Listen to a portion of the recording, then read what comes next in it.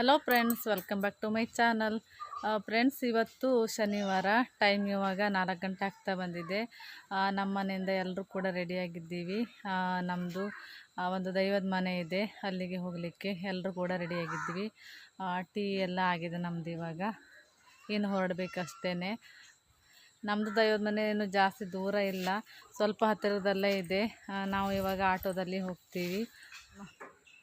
ನಾನು ರೆಡಿ ಆಗೋಕ್ಕಿಂತ ಮುಂಚೆನೇ ನನ್ನ ಮಗನಿಗೆ ರೆಡಿ ಮಾಡಿಬಿಟ್ಟಿದ್ದೆ. ಅವನು ಆವಾಗಲೇ ಹೋಗೋಣ ಅಂತ ಇದ್ದ. ರಿತು ಎಲ್ಲತ್ತೆ? ಹಾಂ ಹಾಂ, ಎಲ್ಲಿಗೆ?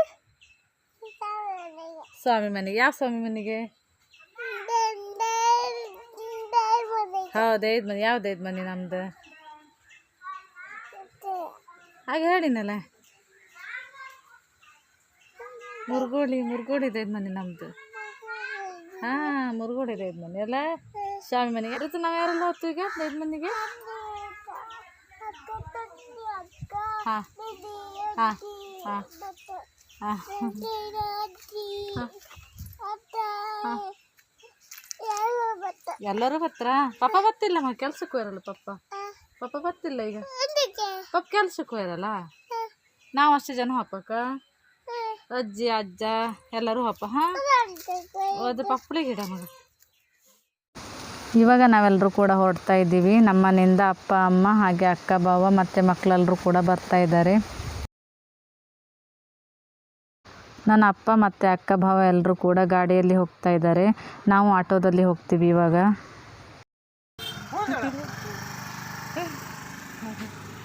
ನಮ್ಮನೆಯಿಂದ ರೋಡ್ಗೆ ಸ್ವಲ್ಪ ದೂರ ನಡ್ಕೊಂಡು ಹೋಗಬೇಕಾಗತ್ತೆ. ನಾವು ಇವಾಗ ಹೋಗ್ತಾ ಇದ್ದೀವಿ. ಎಲ್ಲಿ ಈಗ ನಾವು ದೈದ ಮನೆ? ಯಾವ ದೈದ ಮನೆಗೆ? ಹೌದು, ನಂಗೆ ಮುರುಗೋಡಿ ದೈದ ಮನೆ ಹಾಕ್ತಾರ. ನೀವು ಹೋಯ್ದೆ ಮೊದಲು ಅಲ್ಲಿಗೆ? ಹೋಯ್ದೆ ಅಲ್ಲಿಗೆ? ಮುರುಗೋಡಿ ದೈದ ಮನೆಗೆ ಯಾವಾಗ ಹೋಯ್ದೆ? ಈಗಳ ಮೊದಲ ಇಲ್ಲಿ ಮೊದಲೇ ಹೇಗಳ ಹೋಯ್ದೆ? ಈಗಳ ಹಾಯ್ ಮಾಡೆ. ನಾನು, ನನ್ನ ಮಗ ಮತ್ತು ಅಮ್ಮ ಹಾಗೆ ನನ್ನ ಎರಡನೇ ಅಕ್ಕ 3 ಜನ ಕೂಡ ಆಟೋದಲ್ಲಿ ಹೋಗ್ತೀವಿ. ಇವಾಗ ಆಟೋ ಕೂಡ ಬಂತು.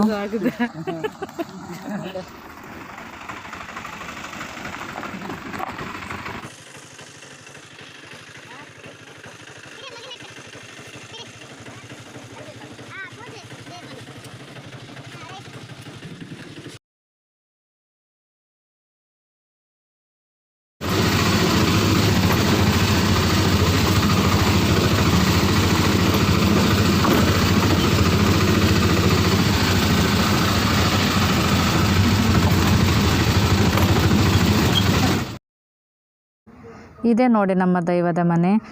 ನಮ್ಮ ಮನೆಯಿಂದ ತುಂಬ ದೂರ ಏನೂ ಆಗೋದಿಲ್ಲ ಇಲ್ಲಿಗೆ. ಆಟೋದಲ್ಲಿ ಬಂದರೆ 10 ನಿಮಿಷ ಆಗುತ್ತೆ ಅಷ್ಟೇ. ಇದು ಮುರುಗೋಳಿ ಹಕ್ಲು ದೇವಸ್ಥಾನ, ಬಿಜೂರಿನಲ್ಲಿದೆ. ಇದು ನಾವು ಮೊದಲಿನಿಂದಲೂ ನಂಬಿಕೊಂಡು ಬಂದಿರುವಂಥ ಒಂದು ದೇವಸ್ಥಾನ. ನಾವು ಯಾವಾಗಲೂ ಕೂಡ ಬರ್ತಾ ಇರ್ತೀವಿ ಇಲ್ಲಿಗೆ. ಇಲ್ಲಿ ನೀವು ನೋಡ್ತಾ ಇರ್ಬೋದು, ಬಾವಿ ಇದೆ, ನೀರಿನ ವ್ಯವಸ್ಥೆ ಎಲ್ಲವೂ ಕೂಡ ಇದೆ ಇಲ್ಲಿ. ನಾವು ಹೆಚ್ಚಾಗಿ ಇಲ್ಲಿಗೆ ಬರ್ತಾನೆ ಇರ್ತೀವಿ. ಏನಾದರೂ ಹರಕೆ ಇದ್ರೂ ಬರ್ತೀವಿ. ಹಾಗೆ ಮನೆಯಲ್ಲಿ ಏನಾದರೂ ಶುಭ ಕಾರ್ಯ ಏನಾದರೂ ಇದ್ದರೆ ಇಲ್ಲಿಗೆ ಬಂದು ಪೂಜೆಯನ್ನು ಕೊಟ್ಕೊಂಡು ಹೋಗ್ತೀವಿ ಯಾವಾಗಲೂ ಕೂಡ. ಮತ್ತು ತುಂಬ ಜನರು ಕೂಡ ಇಲ್ಲಿಗೆ ಬರ್ತಾನೆ ಇರ್ತಾರೆ. ತಮ್ಮ ಮನಸ್ಸಿನ ಇಷ್ಟಾರ್ಥಗಳನ್ನು ನೆರವೇರಿಸಿಕೊಳ್ಳಿಕ್ಕೆ ಇಲ್ಲಿ ಹರಕೆಯನ್ನು ಕೂಡ ಹೇಳಿಕೊಳ್ತಾರೆ. ಯಾರೋ ಇಲ್ಲಿ ಪೂಜೆ ಮಾಡಿ ಹೋಗಿದ್ರು ಅಂತ ಅನಿಸುತ್ತೆ. ತುಂಬ ಹೂಗಳೆಲ್ಲ ಇದೆ ಇಲ್ಲಿ.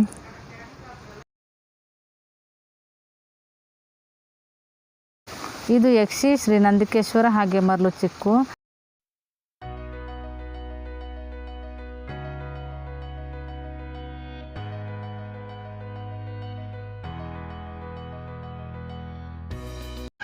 ಮತ್ತು ಇಲ್ಲಿ ಸಿಂಗಾರ ಹೈಗುಳಿ, ಗೆಂಡದ ಹೈಗುಳಿ ಹಾಗೆ ಹೊಲದ ಹೈಗುಳಿ.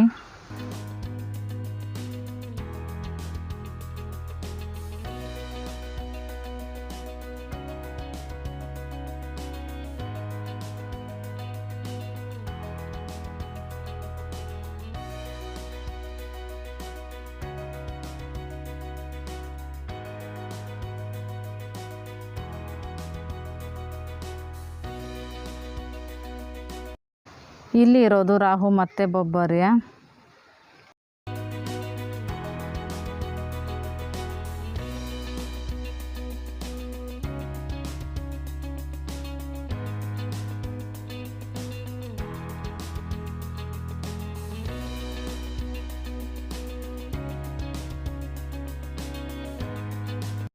ಮತ್ತು ಇಲ್ಲಿ ನಾಗಮತ್ತೆ ಚೌಡೇಶ್ವರಿ ಇದೆ.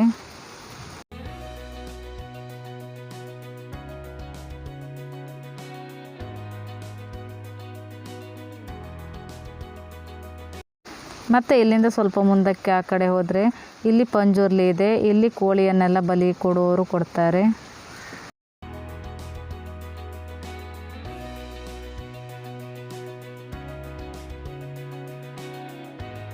ಇಲ್ಲಿಗೆ ಯಾರೇ ಪೂಜೆಯನ್ನು ಕೊಡಲಿಕ್ಕೆ ಬಂದರೂ ಕೂಡ ತಾವೇ ಸ್ವತಃ ಮುಟ್ಟಿ ಪೂಜೆಯನ್ನು ಮಾಡಬಹುದು. ಇದು ಅಷ್ಟಮಂಗಲದಲ್ಲಿಯೂ ಸಹ ಮುಟ್ಟಿ ಪೂಜೆಯನ್ನು ಮಾಡುವಂಥ ಒಂದು ಕ್ಷೇತ್ರವಾಗಿರುತ್ತದೆ. ನಮಗೆ ಪೂಜೆಯನ್ನು ಮಾಡಲಿಕ್ಕೆ ಬರೋದಿಲ್ಲ ಅಥವಾ ಗೊತ್ತಾಗೋದಿಲ್ಲ ಏನಾದರೂ ಅಂದರೆ ಪಕ್ಕದಲ್ಲಿ ಒಂದು ಪುರೋಹಿತರ ಮನೆ ಕೂಡ ಇದೆ. ಅವರ ಹತ್ರ ಹೇಳಿದರೆ ಅವರೇ ಪೂಜೆಯನ್ನು ಮಾಡಿಕೊಡ್ತಾರೆ.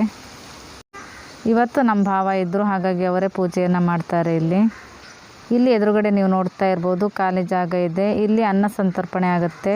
ಅಂದರೆ ಪ್ರತಿ ವರ್ಷ ಇಲ್ಲಿ ವಾರ್ಷಿಕ ಹಬ್ಬ ಕೂಡ ನಡೆಯುತ್ತೆ ಆವಾಗ. ಮತ್ತು ಇಲ್ಲಿ ಒಂದು ಖಾಲಿ ಗ್ರೌಂಡನ್ನು ನೀವು ನೋಡ್ತಾ ಇರ್ಬೋದು. ಇದು ಶಾಲೆಯ ಗ್ರೌಂಡ್. ಇದು ಬಿಜೂರು ಶಾಲೆ. ನನ್ನ ಯಜಮಾನರು ಕೂಡ ಇದೇ ಶಾಲೆಯಲ್ಲಿ ಓದಿದ್ದು.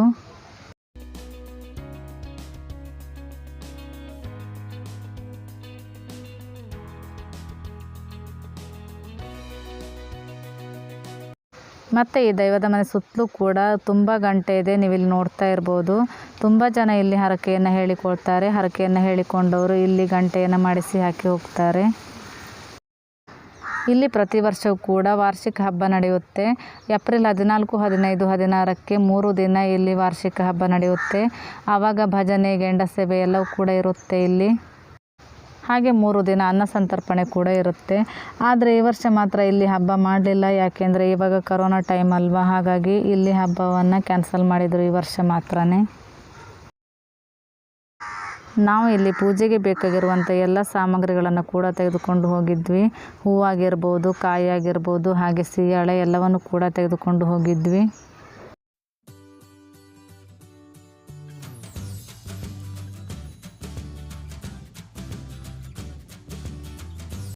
ಹೂವನ್ನು ಹಾಕೋದಕ್ಕಿಂತ ಮೊದಲು ಇಲ್ಲಿ ಬಾವಿಯಿಂದ ನೀರನ್ನು ತಂದು ಇವಾಗ ಒಂದು ಸರಿ ತೊಳಿತಾ ಇದ್ದಾರೆ. ಮತ್ತು ಇಲ್ಲಿ ದನಕರು ಏನಾದರೂ ಕಳೆದು ಹೋದರೆ, ಅಂದರೆ ಹಸುಗಳು ಏನಾದರೂ ಕಾಣೆಯಾದರೆ ಇಲ್ಲಿಗೆ ಹರಕೆಯನ್ನು ಹೇಳಿಕೊಳ್ತಾರೆ. ಇಲ್ಲಿಗೆ ಹರಕೆಯನ್ನು ಹೇಳಿಕೊಂಡ್ರೆ ದನಕರು ಸಿಗುತ್ತೆ ಅನ್ನೋ ಒಂದು ನಂಬಿಕೆ ಇದೆ. ಇವಳು ನನ್ನ ಅಕ್ಕನ ಮಗಳು ಸಾನ್ವಿಕಾ. ಇವಳಿಗೆ ಇವಾಗ 1 ಇಯರ್ ಆಗಿದೆ. ಹಾಗೆ ಇಲ್ಲಿ ಸಂಜೆ ಟೈಮ್ನಲ್ಲಿ ಬಂದು ಕೂತ್ಕೊಳ್ಳೋದಕ್ಕೆ ತುಂಬಾ ಖುಷಿಯಾಗುತ್ತೆ. ಇಲ್ಲಿ ಒಂದು ರೀತಿ ಪ್ರಶಾಂತವಾದ ವಾತಾವರಣ ಇದೆ. ಅಂದರೆ ದೊಡ್ಡ ಮರಗಳೆಲ್ಲ ಇದೆ, ಸ್ವಲ್ಪ ತಂಪು ಕೂಡ ಇದೆ. ಹಾಗಾಗಿ ಇಲ್ಲಿ ಕೂತ್ಕೊಳ್ಳಿಕ್ಕೆ ತುಂಬಾ ಖುಷಿಯಾಗುತ್ತೆ. ಮನಸ್ಸಿಗೆ ಏನೋ ಒಂದು ರೀತಿ ನೆಮ್ಮದಿ ಸಿಗುತ್ತೆ ಇಲ್ಲಿ ಕೂತ್ಕೊಂಡ್ರೆ.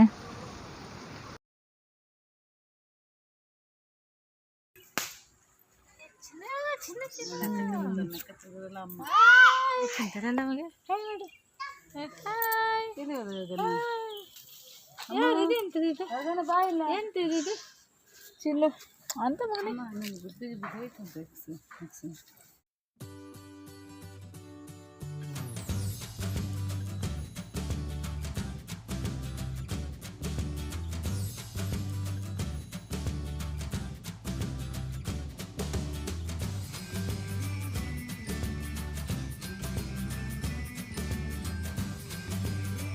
ಮಾರ್ಚ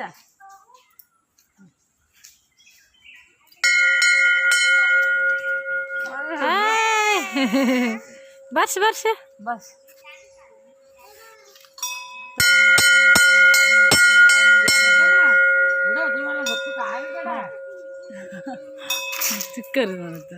ನೀವಿಲ್ಲಿ ನೋಡ್ತಾ ಇರ್ಬೋದು. ಯಾರು ಬೇಕಾದರೂ ಮುಟ್ಟಿ ಪೂಜೆಯನ್ನು ಮಾಡ್ಬೋದು ಅಂಥೇಳಿ ಬೋರ್ಡನ್ನು ಕೂಡ ಹಾಕಿದ್ರು.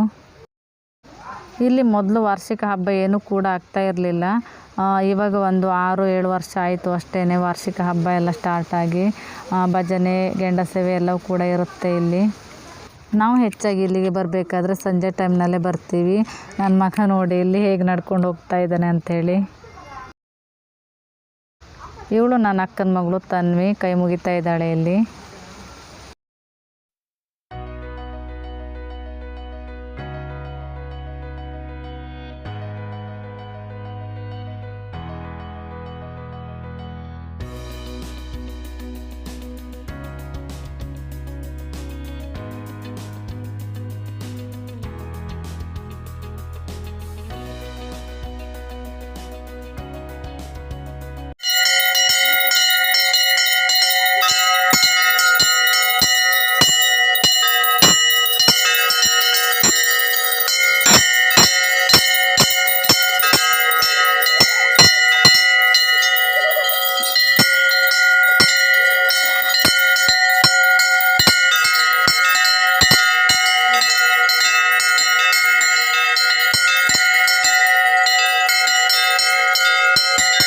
ಇವಾಗ ಕಾಯಿಯನ್ನು ಹೊಡಿಲಿಕ್ಕೆ ಎಲ್ಲರ ಕೈಯಿಂದಲೂ ಕೂಡ ಕಾಯಿಯನ್ನು ಮುಟ್ಟಿಸ್ತಾ ಇದ್ದಾರೆ ಇಲ್ಲಿ.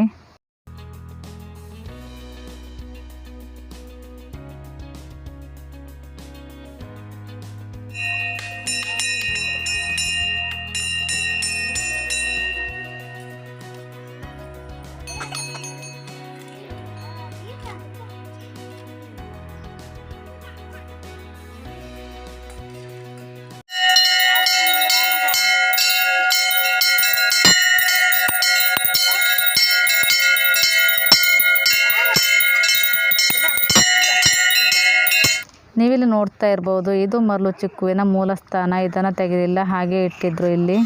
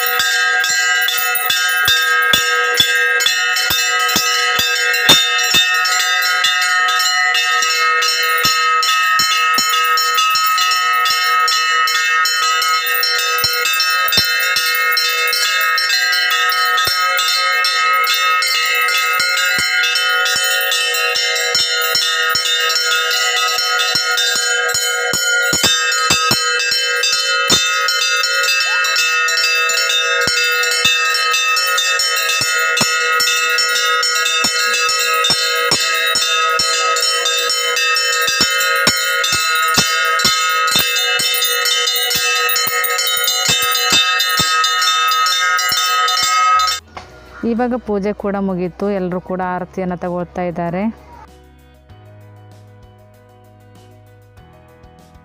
ಪೂಜೆಯನ್ನು ಮುಗಿಸಿ ಇವಾಗ ನಾವು ಮನೆಗೂ ಕೂಡ ಹೊರಡ್ತಾ ಇದ್ದೀವಿ. ಮನೆಗೆ ಹೋಗಬೇಕಾದ್ರೆ 6:30 ಗಂಟೆ ಆಗಿತ್ತು. ಈ ಬ್ಲಾಗ್ನ ಕೂಡ ಇಲ್ಲಿಗೆ ಎಂಡ್ ಮಾಡ್ತಾ ಇದ್ದೀನಿ. ಇಷ್ಟ ಆದರೆ ಲೈಕ್ ಮಾಡಿ, ಶೇರ್ ಮಾಡಿ, ಹಾಗೆ ಕಾಮೆಂಟ್ ಮಾಡಿ. ಚಾನಲ್ನ ಸಬ್ಸ್ಕ್ರೈಬ್ ಮಾಡದೆ ನೋಡ್ತಾ ಇದ್ದರೆ ಪ್ಲೀಸ್ ಸಬ್ಸ್ಕ್ರೈಬ್ ಮಾಡ್ಕೊಳ್ಳಿ. ಮತ್ತೆ ಸಿಗ್ತೀನಿ ಇನ್ನೊಂದು ವಿಡಿಯೋದ ಜೊತೆಗೆ. ಅಲ್ಲಿ ತನಕ ಟೇಕ್ ಕೇರ್, ಬಾಯ್.